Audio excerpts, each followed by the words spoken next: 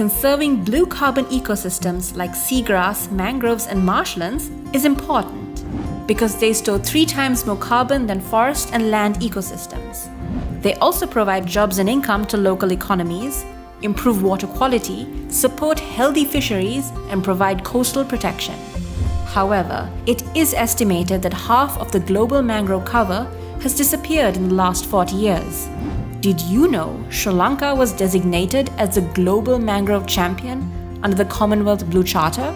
Over the next decade, Dilmah Conservation will commit to restore and conserve over 24 acres of degraded mangrove forest in Sri Lanka. We are collaborating with governmental organizations, local communities, educational institutes, and other corporates.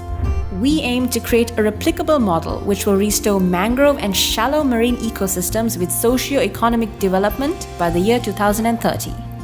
Mangroves are a unique ecosystem, a special ecosystem, and a vulnerable ecosystem. But we can protect the mangroves together.